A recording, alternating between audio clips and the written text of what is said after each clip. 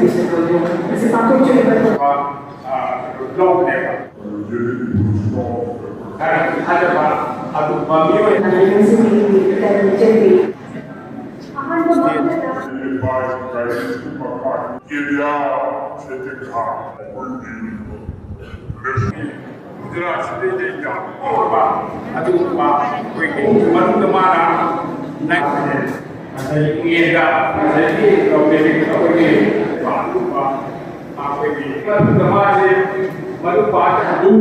in my daily last building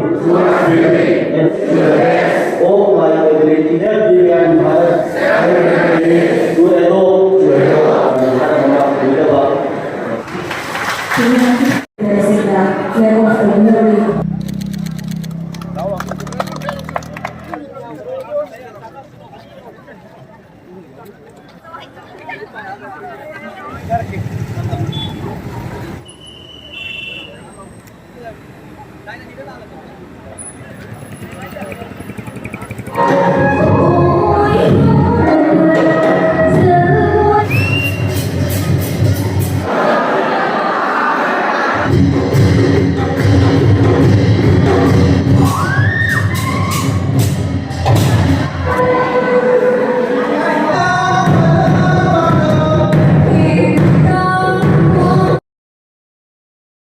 Sigi sense of kano se koi civic responsibility se machine ek laitri ke koi chaukat pa yawa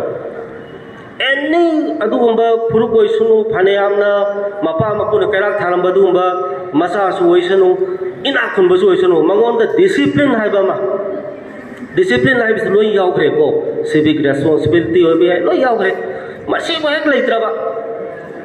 madugi mido natra madugi Puruk to natra madugi laibak to kai dau ai da mado koi gi chaukat padi ngamoy adom amad natra mad koi chingdar ga legani Biksit Manipur ama Biksit Bishnupur ama oidri gai koi gi adugumba Biksit Bharat se to di 47 gi mang se manglan su phau bada wagani apunba Manipur sagasi apunba Bharat sagasi aduga nungaiba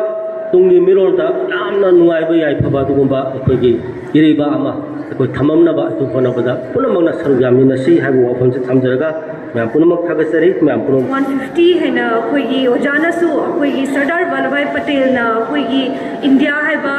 country अमगी सेमकपगी कोई freedom फंगकपदा कोई कमाय माना यामना चावबा role and responsibility लौखिबदो मयाम दसु खंगन बिरे अदुगा खोइना अंगांगसिंग कोई future generations ma'am दसु निंगसिंगबा यामना Maruni कईगिनो the India है बा हुजे कोई लेरिबा country se yamna wana freedom phangakpani aduga yamna wana unite torapani adu koi kaubidana ba aduga koi kamaina amukhena sigi nation se yamna chakhatlakadage kamaina hena thabo hengadage haibado koi gi loinmak daita lai and especially angang sing lembire ba angang sing myam gi su yamna maru eba daita ni na khanghan binaba koi ngasi gi thoram je sinja